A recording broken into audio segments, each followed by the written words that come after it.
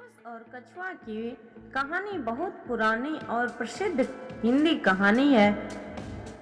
इस कहानी के माध्यम से हमें यह सीख मिलता है कि अगर हम लगातार मेहनत करते हैं तो हम किसी भी टैलेंट को हरा सकते हैं।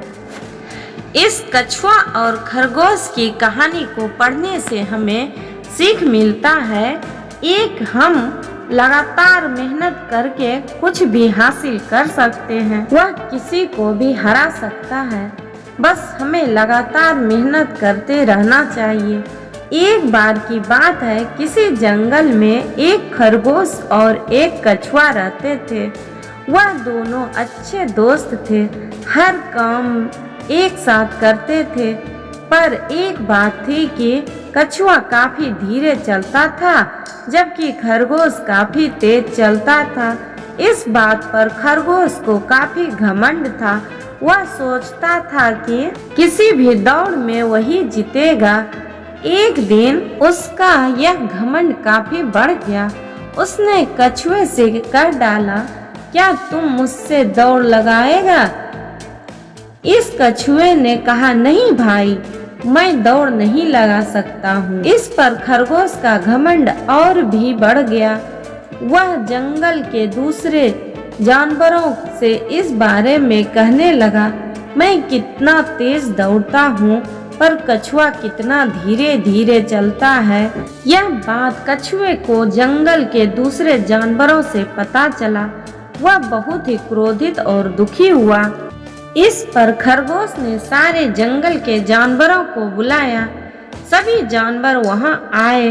सभी जानवरों ने मिलकर दौड़ की दूरी को तय किया। अगले दिन दौड़ होने का निश्चय किया गया।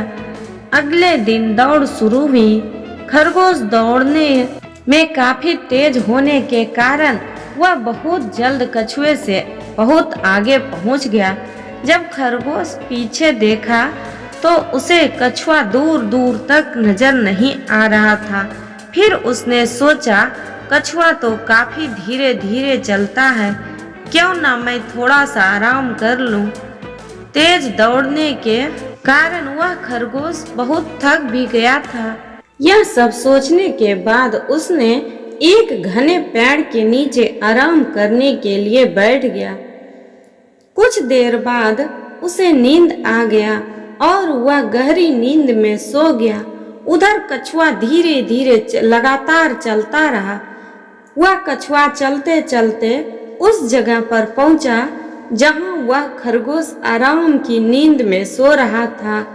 उस कछुए ने बिना कुछ आवाज के वहां से आगे बढ़ गया। इस तरह वह कछुआ लगातार चलता रहा और अंत में दौड़ के आखिरी जगह पर पहुंच गया। इधर उस खरगोश की आंख खुली तो उसे लगा वह कछुआ अभी पीछे ही है। उसने दौड़ना शुरू किया और मंजिल पर पहुंचा तो उसकी आंखें फटी की फटी रह गई।